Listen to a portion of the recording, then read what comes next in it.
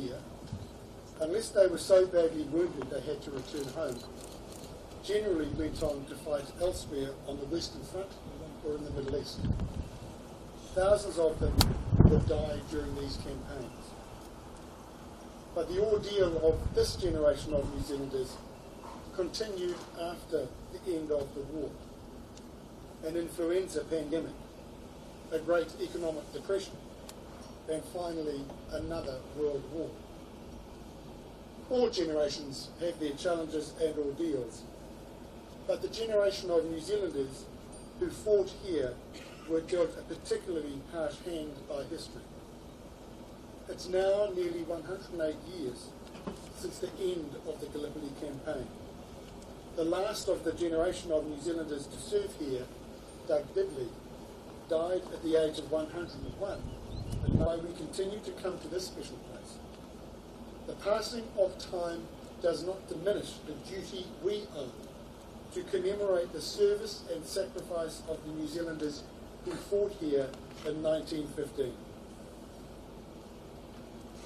After the release of the first long casualty list from the fighting on and around Çanakkale,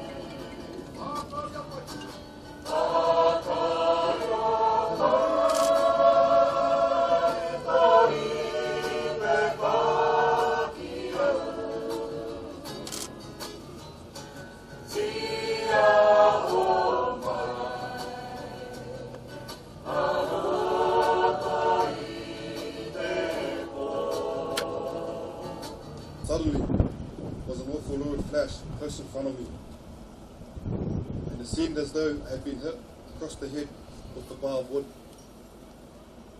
I could not see. I heard a voice call out, "Old Max, a goner." Not a goner, but his eyes were destroyed.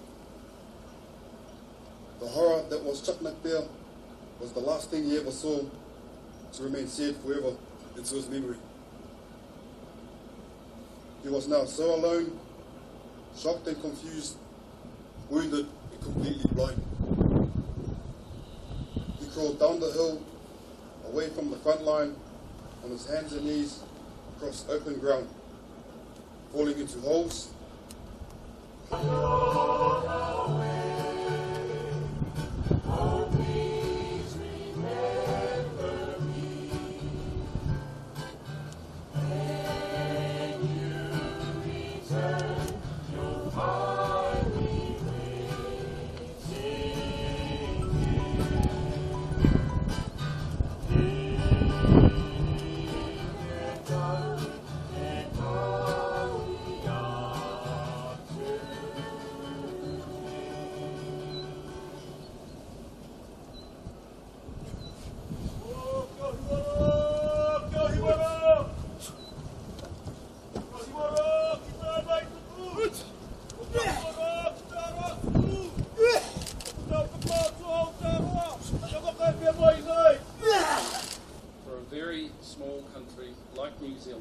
Tightly bound by the bonds of family and friendship, losses like those had an impact lasting generations.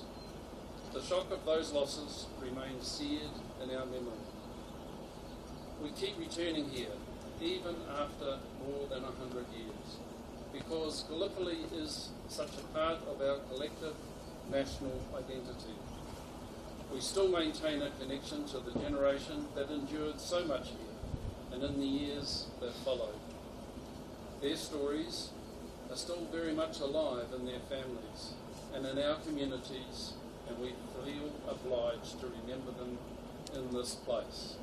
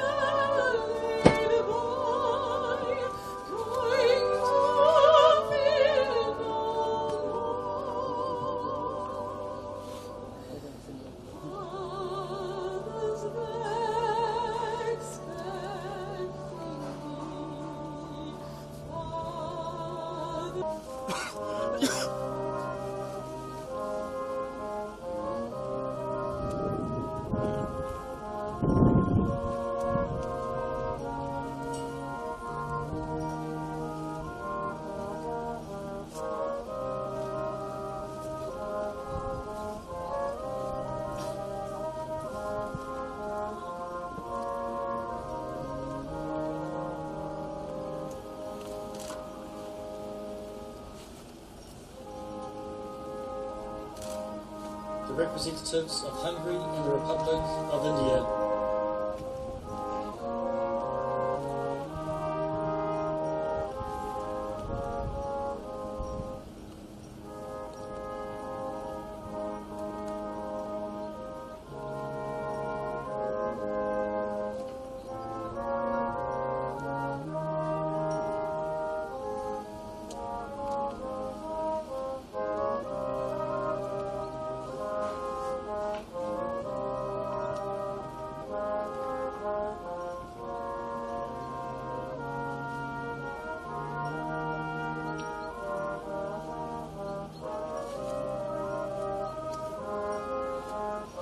The representatives of Ireland and the Islamic Republic of Pakistan.